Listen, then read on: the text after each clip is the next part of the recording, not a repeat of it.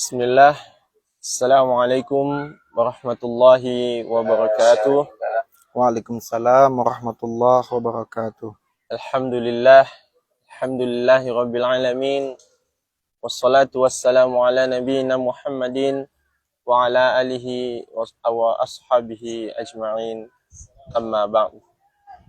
Puji syukur, marilah sama-sama kita ucapkan kepada Allah Subhanahu wa taala, yang mana Allah Subhanahu wa taala telah melimpahkan begitu banyak karunia kepada kita sehingga kita masih diberikan kesempatan oleh Allah Subhanahu wa taala untuk menghirup udara pagi yang segar ini, Ustaz ya. Iya. Dan salawat beserta salam juga kita hanturkan kepada junjungan kita Nabi besar Muhammad sallallahu alaihi wasallam.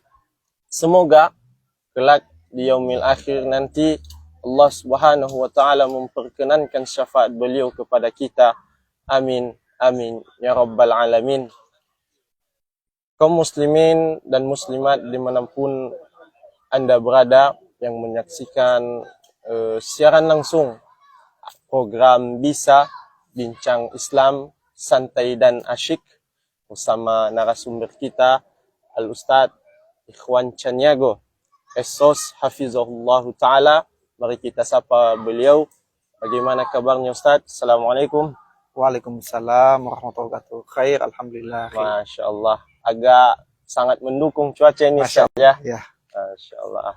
Baik, marilah kita dengarkan wejangan dari beliau untuk memulai acara Bisa ini.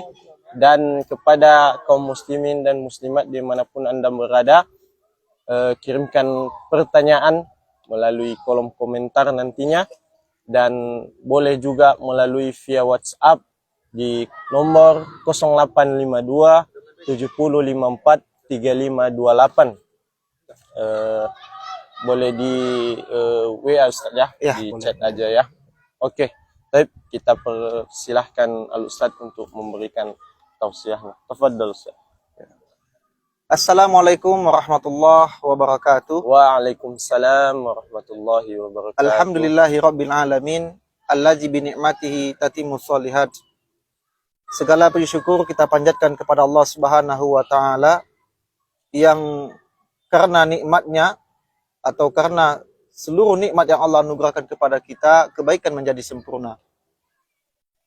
Lewat pujian hamdalah kepada Allah, mengajarkan kepada kita untuk tidak menerima pujian, karena pujian tertinggi hanya milik Allah Subhanahu wa taala.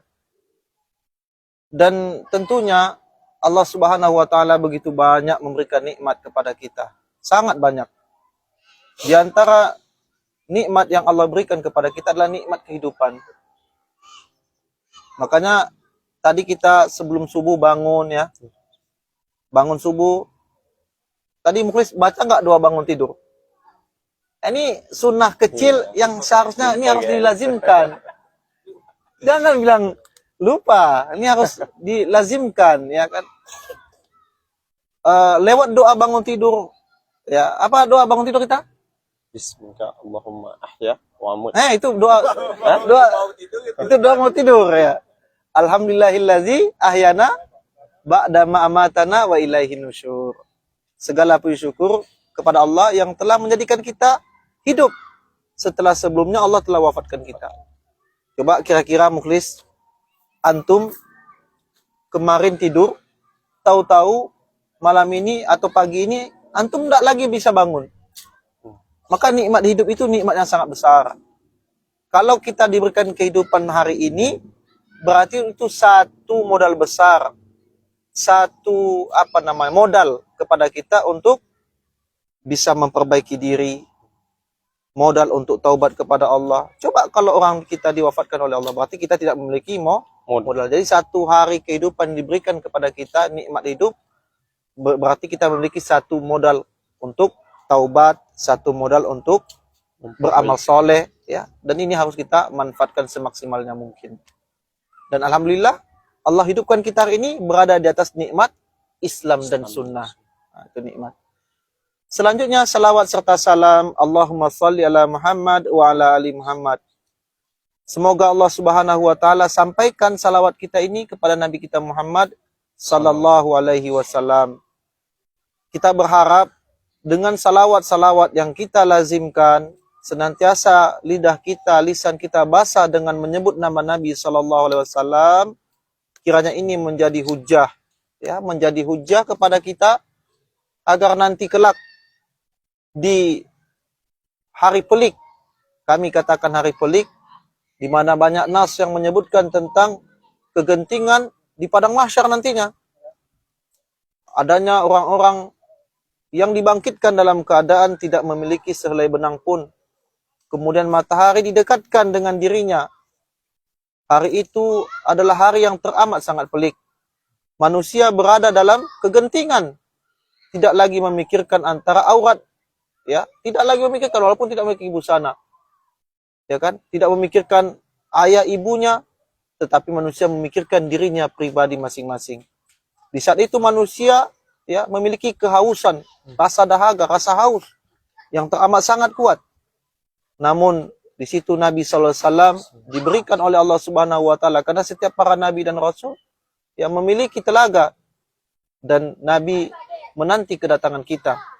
Kita berharap kita termasuk umat beliau yang tidak ditolak keadaannya atau tidak ditolak kedatangannya di saat mengunjungi Nabi kita Muhammad sallallahu alaihi wasallam. Kenapa Ustadz? Apakah ada orang yang tertolak dari telaga Nabi? Jelas. Adanya orang-orang yang ditolak kedatangannya oleh Nabi sallallahu alaihi wasallam. Terhalang. Malaikat menghalangi mereka. Di antara mereka adalah orang-orang yang bakhil, orang-orang yang pelit. Ketika nama Nabi sallallahu alaihi wasallam disebut, enggan untuk berselawat. Nah, ini mengingkari, ya, akhi mukhlis, mengingkari orang-orang yang beranggapan orang-orang salafi tidak bersalawat. Nah, ini anggapan keliru yang dinisbatkan kepada orang-orang. Tengoklah orang-orang salafi enggan untuk bersalawat. Padahal kita senantiasa bersalawat kepada Nabi sallallahu alaihi wasallam. Hanya saja kaifiat dan retorikanya tentu kita lebih mengikut kepada sunnah-sunnah Nabi sallallahu alaihi wasallam. Tayyib, akhi mukhlis. Kita ini sedang berada di bulan apa nih? Bulan Rabiul Awal. Ya. Rabiul Awal. Sesuatu hal yang menjadi lumrah, ya, di setiap tahun, ya, di setiap tahun dari Rabiul Awal, ya, adanya peristiwa yang kebanyakan atau sebagian dari kaum muslimin merayakan, ya kan, apa namanya, Maulidur Rasul sallallahu alaihi wasallam. Di kesempatan yang cerah ini, cerah ya, enggak ya, adem ya, adem. Di kesempatan yang adem ini kita akan mengulik sedikit, ya kan, tidak membahas secara spesifik tentang Maulidur Rasul, siapa pencetus awalnya, ya.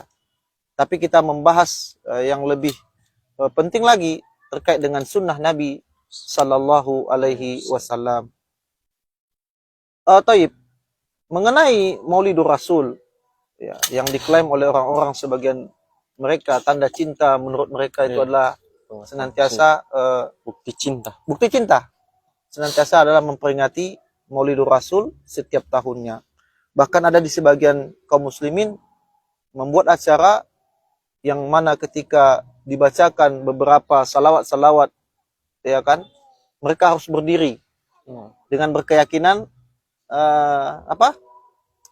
Nabi hadir, ya, yaqozah kalau dalam istilah mereka itu yaqozah, Nabi hadir.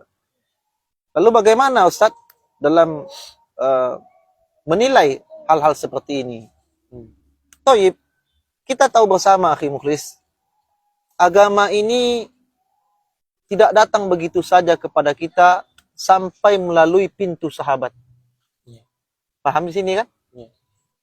Agama itu pasti lewat melalui pintu sahabat. Sekarang Ustadz mau tanya kepada mukhlis, siapa panitia Maulid Nabi dari sahabat? Nggak ada. Ya, kalau memang ada, siapa panitianya? Siapa ketua panitia Maulidur Rasul yang pertama?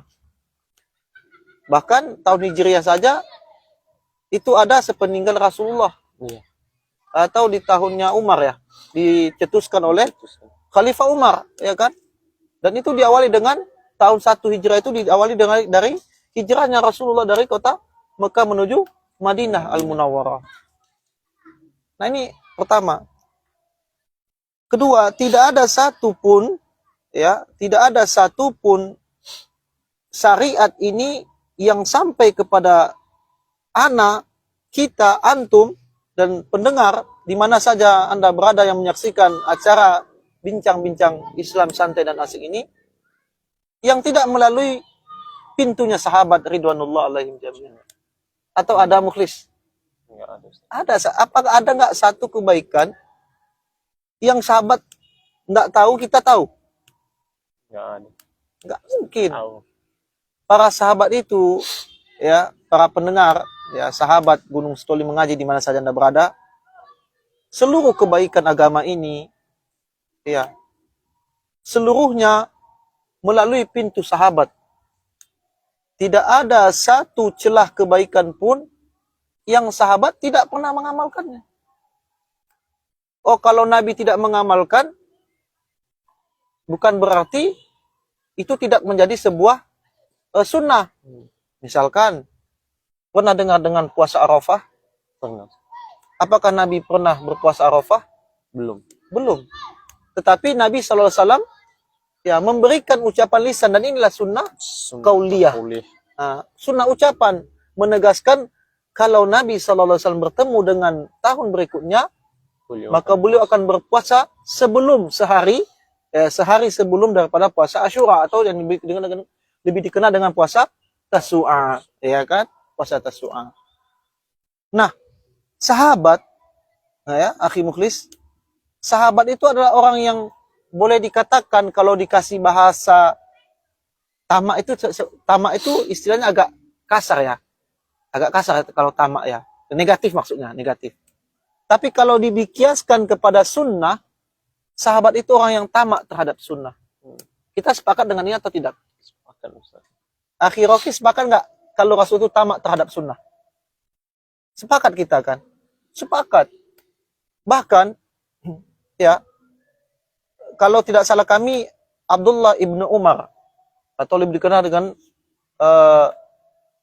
Ibnu Umar radhiyallahu anhuma, pernah beliau itu sholat di bawah sebuah pohon ini.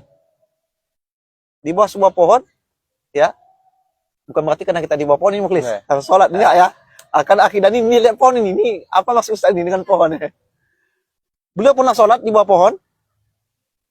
Kemudian sahabat-sahabatnya Ibnu Umar mengatakan, kenapa? Mabika ya Ibnu Umar? Ya. Apa yang terjadi kepada kamu, wahai Ibnu Umar? Ya kan? Kuntu, ya, ra'aitu Rasulullah SAW, ya kan? Dulu aku melihat Nabi SAW pernah sholat di sini. Padahal kalau beliau tidak sholat di bawah pohon itu, tidak mendatangkan dosa kalau tidak sholat. Ya kan? Tapi karena beliau pernah melihat Nabi, mungkin pernah safar dan pernah singgah melepas penat beliau, dan beliau sholat di situ, karena beliau pernah menyaksikan itu, maka beliau pun mengamalkan itu. Lihat, sekecil apalah sunnah ini. Mencontoh kepada Nabi SAW. Artinya, tidak ada satupun, ya, tidak ada satupun daripada agama ini yang tidak melewati pintu sahabat. Maka tadi Ustaz sampaikan, Ustaz tanya kepada mukhlis, siapa panitia maulid Nabi dari sahabat? Ustaz nggak mau tanya dari tabiinnya dulu.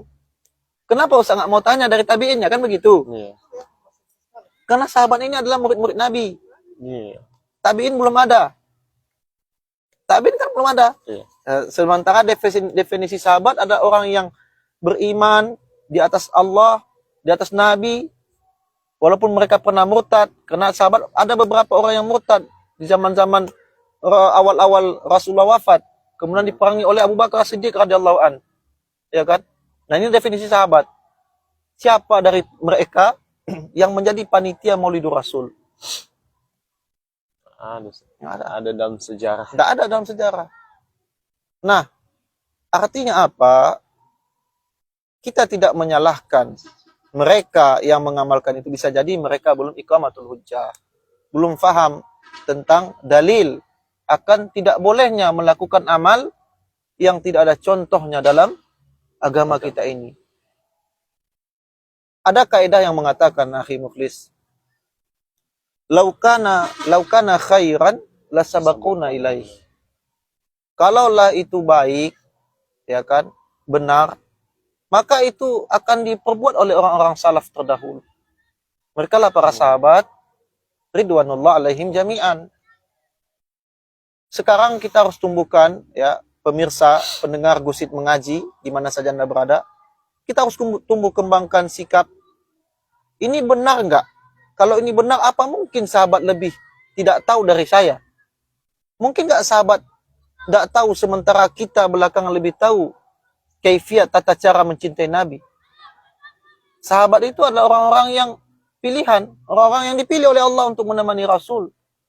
Yang mereka mengorbankan bukan hanya harta, bahkan jiwa raga mereka. Apakah mereka tidak mencintai Rasul? Sangat mencintai. Sangat mencintai.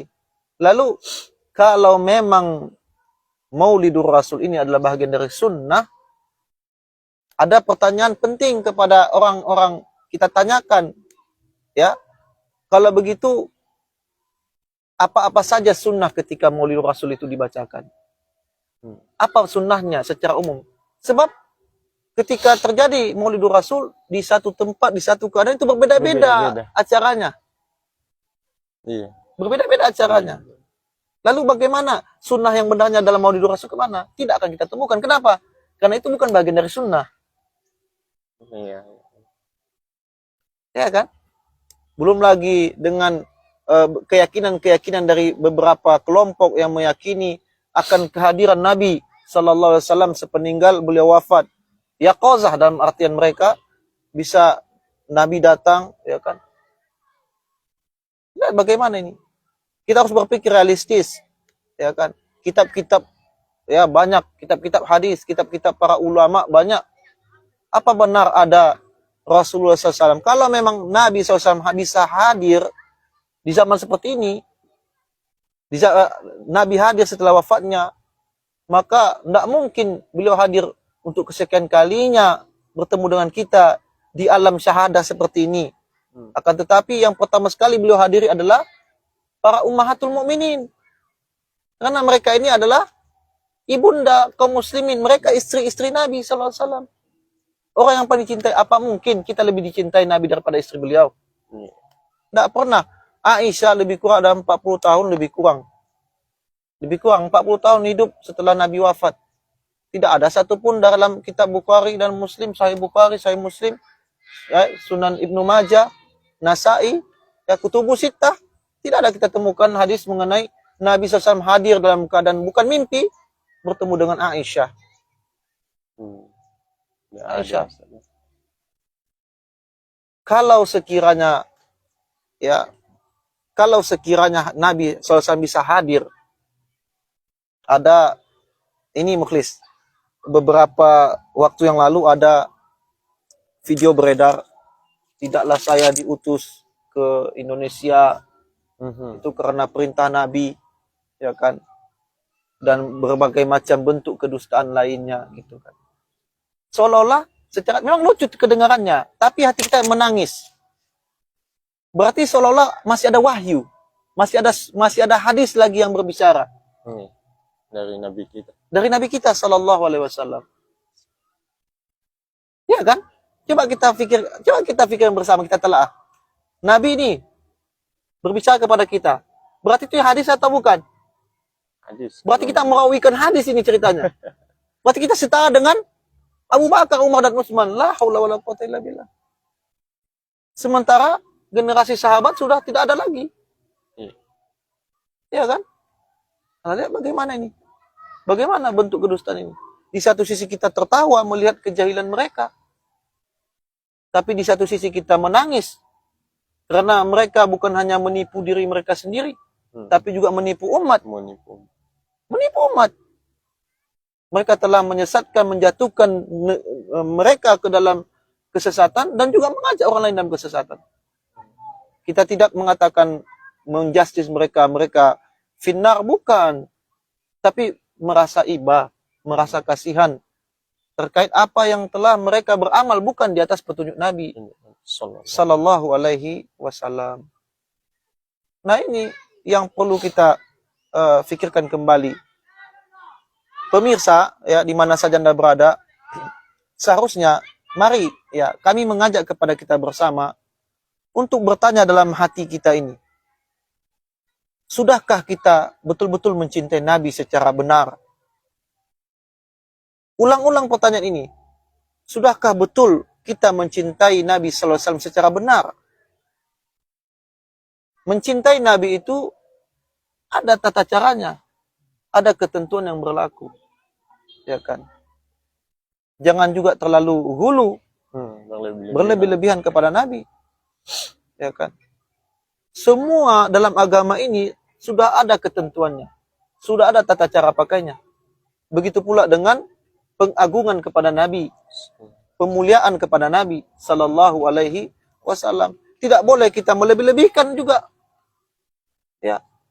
Tidak boleh kita melebih-lebihkan. Bahkan Nabi juga melarang sahabatnya ketika ya Rasulullah datang, beberapa sahabat berdiri menyambut Nabi sallallahu alaihi wasallam. Nabi melarang, jangan. Ya kan? Jangan kalian jadikan aku sebagaimana orang-orang agama sebelah, ya mereka memuliakan rahib-rahib mereka.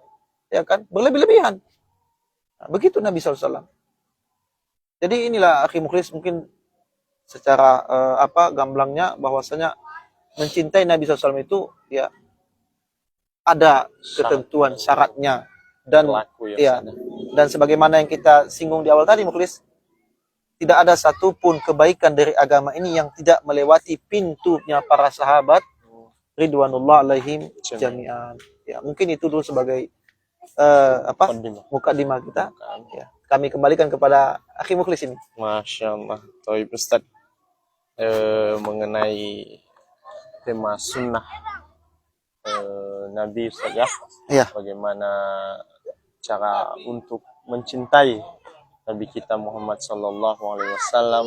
Tentunya di agama kita ini agama yang berlaku syarat dan ketentuan ya Ustaz ya. Betul. Jadi kita harus kembali memfikirkan, merenungi apa ya sejauh ini kita sudah mencintai Nabi kita Muhammad SAW. Terutama dalam hal Maulidur Rasul tadi Ustaz ya. Ustaz tadi bertanya siapa ketua panitianya dari kalangan para sahabat, siapa panitia-panitianya gitu. Ternyata tidak kita temukan baik dalam perkataan para sahabat, perkataan para tabi'in maupun tabi'ut tabi'in, terlebih-lebih lagi dalam kitab-kitab hadis lain tidak kita temukan sama sekali. Masya Allah. Baik Ustaz, menariknya namun tetap aja adanya sebagian dari saudara-saudara kita kaum muslimin yang memiliki dalil-dalil lain, terutama seperti hadis tentang Rasulullah berpuasa pada hari Senin. Ketika beliau ditanya kenapa, karena itu adalah hari lahir mana lahir. Lalu bagaimana terhadap pendalilan seperti ini? Baik, barakallahu fiik. Alasan yang dikemukakan oleh mereka yang menjadikan dalil Maulidur Rasul terkait dengan hadis di mana Nabi SAW berbicara mengomentari dengan hari Senin, di mana hari Senin adalah hari di mana Nabi SAW itu dilahirkan. Maka ini adalah hujah yang senantiasa dikemukakan oleh mereka dari abad ke abad. Setiap tahunnya seperti itu. Nah, kita katakan juga bahwasannya kalau benar-benar mengikuti sunnah Nabi dalam konteks ucapan beliau ini, maka ikutilah sunnah Nabi yang mengatakan beliau berpuasa di hari Senin. Agar tidak meninggalkannya. Kenapa? Karena beliau berpuasa. Dan akhi mukhlis, tidaklah orang berhari raya, di hari raya itu dia puasa. Atau ada nggak di 2 hari raya besar, Aidain, Idul Fitri, Idul Adha, kita dibolehkan puasa? Haram berpuasa. Haram berpuasa. Walaupun kita ahli shaim, kita tidak dibolehkan berpuasa. Lalu hari raya apa yang membolehkan kita berpuasa? Sementara Nabi SAW mengatakan terkait hari Senin itu Nabi SAW berpuasa. Berpuasa. Nah, jadi akhi mukhlis, dan kepada kita bersama, ya, di sini ada juga sedikit melenceng dari apa yang akhi mukhlis sampaikan. Terkadang kita ketika beragama kadang-kadang melihat itu dari jumlah yang banyak. Iya. Oh, karena jamaahnya ini banyak, otomatis pasti benar. Jamaah yang melakukan ini pasti benar. Atau orang yang mengamalkan ini, yang memimpinnya adalah kelompok dari Habib Fulan, Habib Alan, ya kan? Atau Syarif Fulan, Syarif Alan. Maka kita katakan, tidak ada satupun dalil dari Al-Quran maupun hadis yang berbicara mengenai beragamalah kalian sebagaimana beragamanya Habib Fulan dan Alan. Iya. Atau ada yang menjelaskan nas yang mengatakan, ayo beragama ikuti Habib Fulan. Tidak ada. Hatta tidak ada. Hatta sekalipun kepada kita yang berdialog ini, ikutilah cara beragamanya akhi mukhlis. Masya Allah, tidak ada. Tidak ada. Tapi ikutilah cara beragamanya Rasul Sallallahu Alaihi Wasallam. Jadi apa yang mereka klaim, kebanyakan dari orang-orang yang tidak paham terhadap agama, barometer kebenaran menurut mereka apa? Apa yang dilakukan oleh orang banyak. Ya kan? Ya Fandia? Barometer orang awam, apa yang diamalkan oleh orang banyak berarti benar. Padahal kalau kita lihat secara teliti, ya, kita lihat secara teliti dalam Al-Quran tak ada Allah Subhanahu Wa Taala memuji jumlah yang banyak. Memuji jumlah ya, jumlah. Tak ada disebutkan Allah memuji jumlah yang banyak. Yang ada ayat seperti apa? Qalilum ma tashkurun, sedikit sekali mereka yang bersyukur. Ya kan? Ayat-ayat yang seperti ini yang banyak. Tapi tak ada ayat yang mengatakan di mana Allah memuji jumlah yang banyak. Lalu kenapa kita menjadikan jumlah yang banyak itu menjadi barometer kebenaran? Kalau jumlah yang banyak menjadi barometer kebenaran, perang Badar, akhi. Iya. Perang Badar, jumlahnya berapa? Kaum musyrikin itu jumlahnya bagaimana? Jumlahnya para orang-orang sahabat pemilik kebenaran berapa? Ratusan dibandingkan dengan orang-orang kafir Quraisy. Apakah menunjukkan kaum muslimin itu salah, kemudian orang-orang Quraisy itu menjadi benar? Nah, jumlah mereka banyak. Ya. Maka keliru orang-orang yang menjadikan barometer kebenaran itu dari sisi jumlah. Nah, jumlah. Seperti itu. Ya, Ustaz, kembali kita menyapa para pemirsa, kaum muslimin dan muslimat dimanapun Anda berada.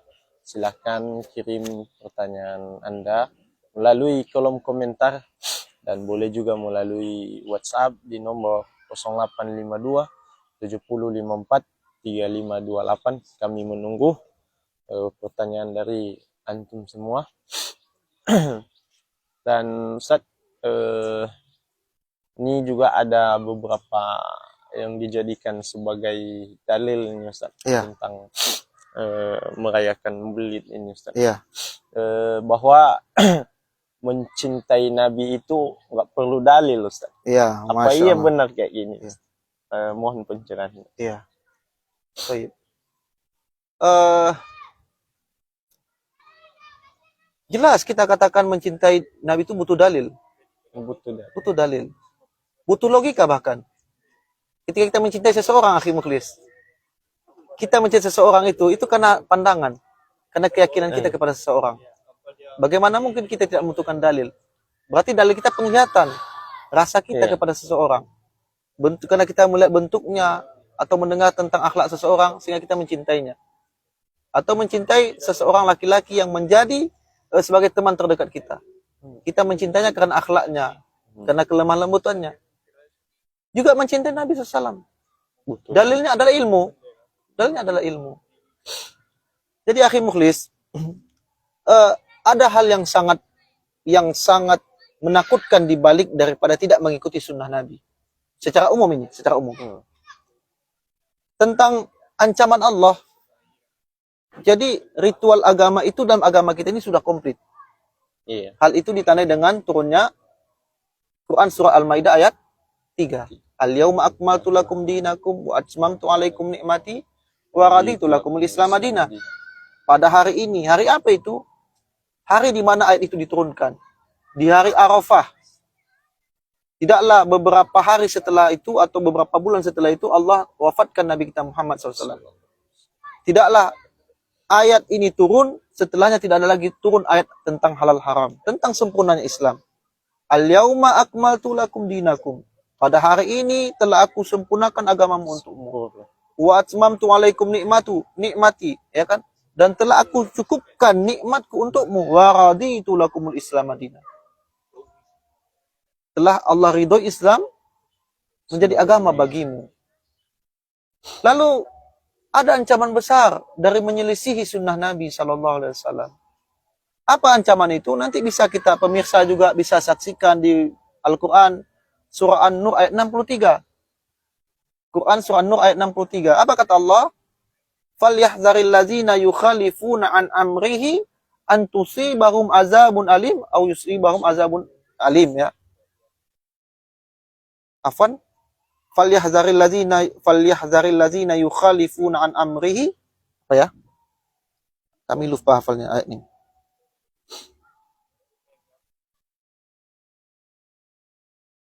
Ini. فَلْيَحْذَرِ الَّذِينَ يُخَالِفُونَ عَنْ أَمْرِهِ أَنْ تُصِيبَهُمْ فِتْنَةٌ أَوْ يُصِيبَهُمْ عَذَابٌ أَلِيمٌ. Hendaklah mereka takut. فَلْيَحْذَرِ الَّذِينَ يُخَالِفُوا. Hendaklah mereka takut dari menyelisihi urusan kami, perintah kami, perintah agama ini. Kenapa? Ya, an amri an tusibahum fitnah. Kalau tidak diberikan kepada kalian fitnah, ya, au yusibahum azabun alim, atau ditimpakan azab yang sangat pedih. Jadi orang yang menyelisihi syariat hanya dua diberikan apa namanya, poin. Poin yang pertama ditimpa azab atau ditimpa azab yang sangat pedih di akhirat. Poin yang kedua ditimpakan fitnah. Imam Ahmad bertanya, tahukah kalian apa yang dimaksud fitnah dalam ayat ini? Kata beliau, hiya syirki awil kufr. Dialah kalau bukan syirik ya kafir. Dari menyelisih sunnah Nabi SAW. Antum mau pilih mana? Ditimpa. Iya, antum mau pilih mana? Mau ditimpa azab yang pedih di akhirat atau dijadikan kelompok orang syirik atau kafir di dunia ini? Tidak ada yang enak. Tidak ada yang enak pilihannya. Dari menyelisih sunnah Nabi SAW. Ini sangat pedih. Makanya kalau boleh kita berbicara, ya, kalau kita boleh mengungkapkan rasa senang kita termasuk bahagia. Di mana hati kita tidak berontak ketika datang kebenaran kepada kita. Banyak orang-orang ketika dikatakan perbuatan atau amalia ibadah ini tidak pada petunjuk Nabi, hawa nafsunya dia kedepankan, sehingga menyalahkan orang yang menyampaikan. Iya. Coba bayangkan, akhi mukhlis, kalaulah Allah tidak memberikan kelembutan hati kepada antum, pasti antum akan menolak ini dengan, tidak benar kata Ustadz seperti itu. Tapi Allah melembutkan kita menerima karena kebenaran itu sesuai dengan akal dan hati kita. Tidak bertentangan dengan akal dan hati. Tidaklah hidayah itu tertolak dari hati kita karena kita mengedepankan akal dan syahwat kita. Maka memang betul, setelah kita mengetahui kebenaran itu berpijak di atas apa yang di atas Al-Quran dan hadis Nabi, maka sangat jelas bagi kita bahwasanya hidayah itu sangat mahal. Iya. Sangat jelas. Buktinya, kalau dikatakan mana yang banyak, orang yang mengadakan Maulidur Rasul setiap tahunnya atau orang yang mencintai Rasul dengan tidak mengikuti itu? Mana yang banyak? Hari ini. Yang mengadakan Maulidur Rasul. sedikit Baik, jumlah yang iya, tidak. baik karena ketidaktahuan mereka, lebih-lebih karena mereka mengedepankan hawa nafsu. Tapi kita berdoa agar mereka yang tidak tahu, ya, dalilnya semoga Allah berikan mereka ya hidayah, begitu pula mereka yang mengamalkan karena hawa nafsunya. Seperti itu akhi mukhlis. Baik, Ustaz. Syukron jazakallahu khairan kepada Ustaz. Ini Afwan Ustaz agak kurang sehat juga Oh ya. ya, Masya Allah, syafakallah akhi mukhlis. Baik. Mungkin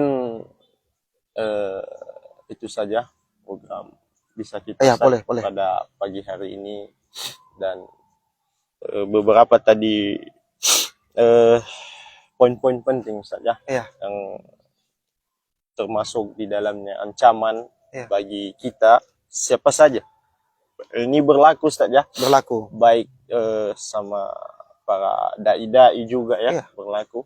Terlebih-lebih kita para penuntut ilmu biasa ini Ustaz, yang mana apabila kita menyelisihi sunnah apa yang telah diturunkan oleh Allah Subhanahu wa taala kepada nabinya, maka akan ditimpakan fitnah yang kata Imam Ahmad berupa kesyirikan dan atau kekufuran. kekufuran. Iya. Dan ancaman yang kedua yakni Azab akan yang sangat ditimpakan azab yang sangat pedih. Semoga Allah Subhanahu wa taala melindungi kita Amin. dari ancaman tersebut. Taib, kami juga mengajak kaum muslimin dan muslimat terus mendukung dakwah kita di Kota Gunung Stoli, boleh melalui infak terbaiknya Ustaz ya. Iya. Di nomor rekening yayasan kita yang tertera di dalam flyer, dan silahkan dikonfirmasi ke nomor 0852 7054 3528. Dan demikian Ustaz, Iya. pertemuan kita pada pagi hari ini. Semoga Allah mudahkan kita untuk berjumpa di pekan depan lagi. Saksikan terus program bisa kita setiap hari Ahad ya Ustaz ya, di pukul 8:30 ya, lokasi di Taman Kota. Demikian kami ucapkan kepada Al-Ustaz syukron jazakallahu khair atas ilmunya Ustaz, Wafikum jazakallah khair. dan afwan selama membawa acara ini terdapat kesalahan dan kesilafan. Kami tutup dengan doa kafaratul majlis. Subhanakallahumma wa bihamdik asyhadu an la ilaha illa anta astaghfiruka wa atubu ilaik. Wassalamualaikum warahmatullahi wabarakatuh.